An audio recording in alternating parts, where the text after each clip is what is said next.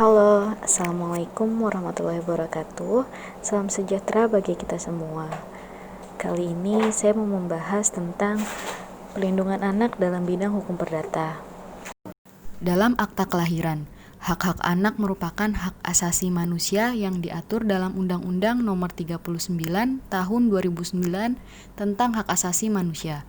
Berkaitan dengan hak untuk mendapatkan identitas, diatur dalam pasal 53 bahwa setiap anak dalam kandungan berhak untuk hidup, mempertahankan hidup, dan meningkatkan taraf kehidupannya, dan setiap anak sejak kelahirannya berhak atas suatu nama dan status kewarganegaraan. Pendaftaran anak dalam akte kelahiran diatur dalam Undang-Undang Nomor 23 Tahun 2006 tentang Administrasi Kependudukan. Pasal 27 bahwa setiap kelahiran wajib dilaporkan oleh penduduk kepada instansi pelaksana di tempat terjadinya peristiwa kelahiran paling lambat 60 hari sejak dilahirkan, dan berdasarkan laporan tersebut pejabat pencatatan sipil mencatat pada register akta kelahiran dan menerbitkan kutipan akta kelahiran. Lebih lanjut, terdapat pada pasal 28 dan pasal 29 Undang-Undang Nomor 23 Tahun 2006 tentang Administrasi Kependudukan. Pasal 28 mengatur bahwa pencatatan dalam register akta kelahiran dan penerbitan akta kelahiran terhadap peristiwa kelahiran seorang anak yang tidak diketahui asal-usulnya atau keberadaan orang tuanya didasarkan pada laporan yang menemukan dilengkapi berita acara pemeriksaan dari kepolisian. Pasal 29 mengatur tentang pencatatan kelahiran di luar wilayah Republik Indonesia. Wajib dicatatkan pada instansi yang berwenang di negara setempat dan dilaporkan kepada perwakilan Republik Indonesia untuk dilakukan pencatatan peristiwa kelahiran dalam register akte kelahiran dan menerbitkan kutipan akte kelahiran. Status anak dalam perkawinan tidak resmi. Dalam Undang-Undang Nomor 1 Tahun 1974 tentang perkawinan, pasal 42 menyatakan bahwa anak yang sah adalah anak yang dilahirkan dalam atau sebagai akibat perkawinan yang sah. Kemudian dalam pasal 43 yang menyatakan bahwa anak yang dilahirkan di luar perkawinan hanya mempunyai hubungan perdata dengan ibu dan keluarga ibunya. Fenomena yang terjadi dalam masyarakat di mana tidak selamanya anak terlahir dari suatu perkawinan yang sah. Banyak juga anak yang terlahir di luar perkawinan yang akan mengakibatkan status yang terlahir pun menjadi anak yang sah. Namun, apabila perkawinan yang dilaksanakan tidak sah, maka akan memberikan status anak luar kawin bagi anak tersebut. Perkawinan anak.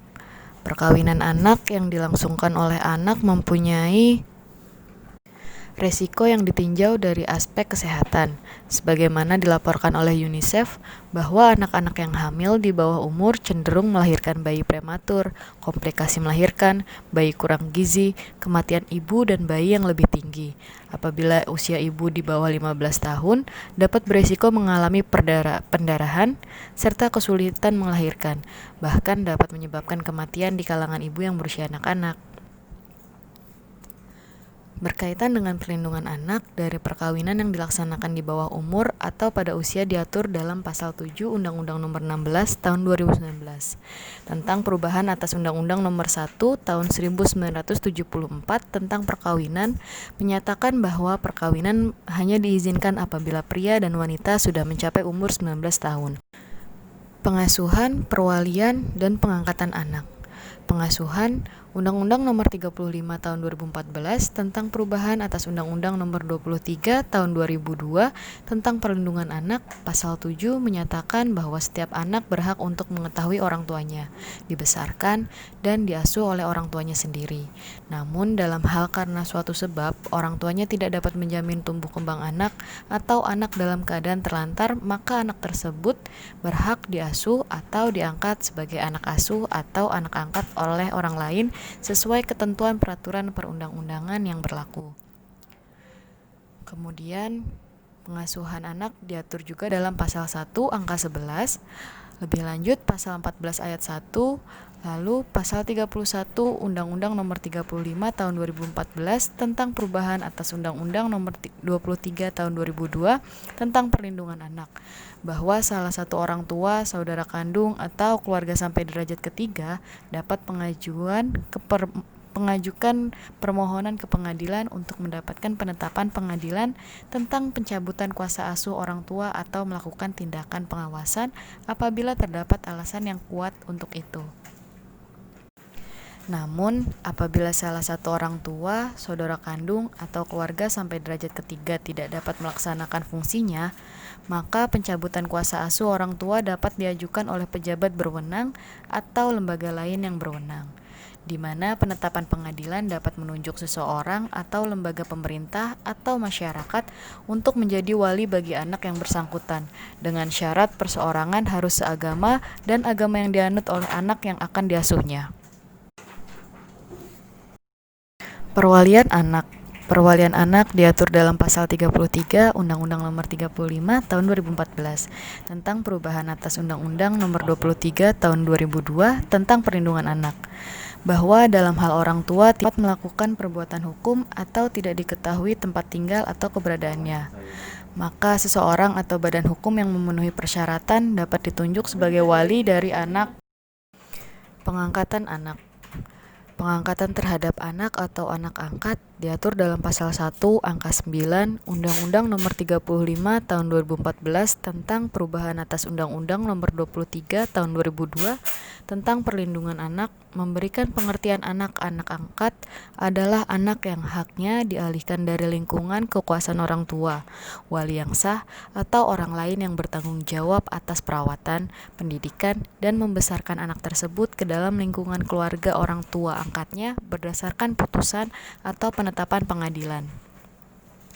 Lebih lanjut, Pasal 39 bahwa pengangkatan anak hanya dapat dilakukan untuk kepentingan yang terbaik bagi anak dan dilakukan berdasarkan kebiasaan setempat dan ketentuan peraturan perundang-undangan. Pengangkatan anak tidak memutuskan hubungan darah antara anak dengan orang tua kandungnya. Dan pengangkatan anak dicatatkan dalam akta kelahiran dengan tidak menghilangkan identitas awal anak.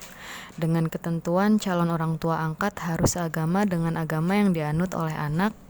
Pengangkatan anak oleh WNA yang dapat dilakukan sebagai upaya terakhir, dan dalam hal anak tidak diketahui asal-usulnya, orang yang akan mengangkat anak tersebut harus menyertai identitas anak dari orang yang menemukannya, dan agama anak disesuaikan dengan agama mayoritas penduduk setempat.